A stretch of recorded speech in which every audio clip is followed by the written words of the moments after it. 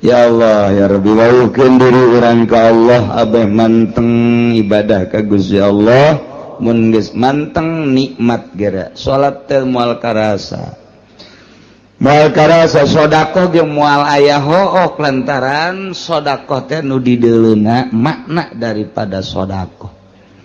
Urang mah hitung-hitungan boga duit 100.000 sedekah ka fakir miskin 10.000 masih dihitung-hitung keneh. Aduh kurang ya 90.000 jadi kurang 10.000 hese neanganana mangkaning eta urang mah pabelit jeung kos kitu bae tapi lamun tek mah ningali ganjaranana 10.000 dititipkeun berarti pake meuli sorga naon hartina duit 10.000 lamun dibandingkeun jeung sorga Allah tah lamun nu kadeuleuna sorga nu kadeuleuna bidadari tuh digerokeun deui pake mesin kadieu sia kunaon ye kabeh ye urang lain kan ya, 5.000 bae. Dicokot deui kembalian tah. Apa sedekah make kembali teh kira-kira. Tuh ya can paham. Eta keur carita sedekah. Boro-boro ka batur urang mah ka pamajikan ge pelit. Jasa ka pamajikan bae nu sagulung sagalang pelit keneh bae. Pelit jasa gabung majikan teh bebeja ka balanja malu nu kamari pan aya kombalina kamari iraha kamari sia nyokot sabaraha 100.000 meureun paling ge dibalanjakeun 20.000 teh kombalina ka mana beuka geus sabaraha poe eta sabaraha poe tungtungna mah gara-gara balanja hakeuk kadenge kata tangga Masya Allah kuruda oke ka balanja tah balanja deh tah balanja deh kak beul aing ye Masya Allah taya urang belajar nu dideuleuna ulah terlalu duniawi tapi nu dideuleuna ukhrawi bakal harampang kabeh nikmat belajar kos kitu teh kudu belajar kudu belajar lah mun teu belajar mah tuh moal bisa naon kudu belajar ke geus belajar bisa geus bisa jadi ahli geus ahli mah nikmat ahli sedekah ahli ngaji ahli salat ahli mun geus datang ka ahli mah nikmat naon moal datang ka ahli mun teu belajar heula geus belajar heula urang boga duit sabaraha dia 10.000 1.000 belajar boga duit sabaraha dia kali 20.000 2.000 ya. Boga 100.000 ya, belajar 1.000 kali. Teu naik-naik. Belajar teh naik-naik. Guys, berarti lamun kelas teh mah kelas 1 bae. Teu naik-naik tak kos kitu teh eta, masyaallah. Urang teh hayang naik darajat urang munggu Allah Subhanahu wa taala faktor mana sektor mana urang nu bisa ieu. Urang mah kebenaran bogana tanaga pake naikeun darajat ka Gusti Allah. Urang mah ku Gusti Allah diberena teh dunia pake naikeun darajat ka Gusti Allah. Urang mah diberena ilmu ku Gusti Allah, ilmu pake naikeun darajat ka Gusti Allah. Allah mere fasilitas ka urang teh titah digunakeun buat naikeun darajat urang, henteu kudu jadi kiai bae, henteu kudu jadi pengusaha bae. Naon fasilitas nu aya di diri urang? Akur bae. Akur bae pake naikeun darajat urang dibere dunia coba dunia pake naikeun darajat henteu urang dibere tanaga coba tanaga pake naikeun darajat henteu ka aing cak Allah ye pake teterekelan teh dibere ilmu dibere wawasan dibere ilmu politik dibere ilmu ekonomi dibere ilmu agama dibere ilmu budaya lain sebagainya pake naikeun darajat apa henteu ieu fasilitas ti Gusti Allah tinggal urang apa kos maca Quran kita maca Quran cakolot baheula pan aing mah baheula unu magah lain teu hayang cakolot teh ngan aing mah apal lisan ku ari teh ngan apalna 3 doang hiji Fatihah 2 kuliah 3 kulu jasa kituna ti baheula aing mah ku ari atuh belajar teh hese eta teh Quran dibulak-balik bae bismillahirrahmanirrahim batur mah nu bisa maca Quran fasilitasna tuh nyana mah lantaran bisa nasa kitu atuh eta bae Fatihah dolin kulya us kulhu deui Fatihah deui kulya kulhu deui Fatihah deui kuya. Deui. Datang ke malaikat geus teu nyatet-nyatet. Nyaho aing babacaan siang mah.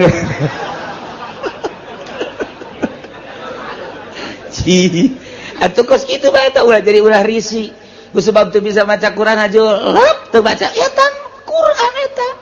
Geus bae kulhu bae geus kulhu bae dieu kulhu kaluar kulhu di jero kulhu peuting kulhu barang kulhu bae. Emang di sana eta doang eta teh Quran. Jadi atakah pan urang mun maca kulhu 100.000 haram ka neraka.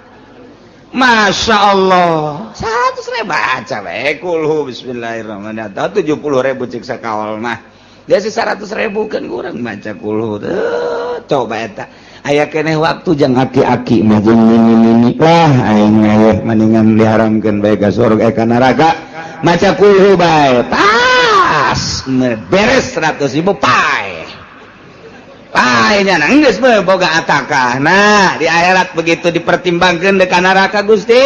Abdi ngadenge pan di pangajian saha nu maca kul 100.000 cenah cak kiai. Pan kiai ge kangjeng Nabi cak ti Gusti. Cenah haram ka neraka. Abdi deuk demo. Lantaran teu bisa abdi mah abdi ngadenge ku ceuli abdi. Bose mah nundutan, ya lap-lapan lah. Teu jadi tah bahasa-bahasa kos gitu bisa pakai pertanggung jawab ke Gusti Allah. Tah eta hasil ngaji pan. Hasil ngaji mun kitu mah urang teu ngaji pan. Saya maca naon? Maca kul jasa. Nah, yang maca bae. Engkeuna moal bisa demo ka Gusti. Begitu ka nerakakeun atuh pan Gusti abdi maca kulu. Cak sia. Cak sahanya haritanya. Tuh tanggung jawab. Aya kitu mah cak sia. Ngaji dieu asa ngajina. Cilongok teangkeun kiaina. Bener pernah ngutakan bener cak sia bukan kurang teh pan polen Nabi sallallahu alaihi wasallam man qala al ikhlas bi'ata marrah bi'ata alfi marrah bejakeun ataqallahu da pada eta cak kanjeng Nabi tapi dipanggil bener pencak Gusti wah bener ieu mah tuh geus ka surga kan cak malaikat ieu catatanna aya nonton TV-an geus sampura ampura nikmat luar biasa tuh nuhun libatkan diri orang di pengajian supaya orang ngerti ka Gusti Allah mun geus ngarti ka Gusti Allah ibadah teh mantep mantep para ulama daek maca Quran tengah peuting tahajud maca zikir jeung sajabadah ngarti nyana ka Allah pagon kiai nu ngartina ka amplop bae mah undangan bae kerek nyana undangan aing paruyang cek kana ieu. Duh, ese cek. Nang puyeng. Undangan teh kudu mah nikmat. Alhamdulillah rineh ieu maca Quran.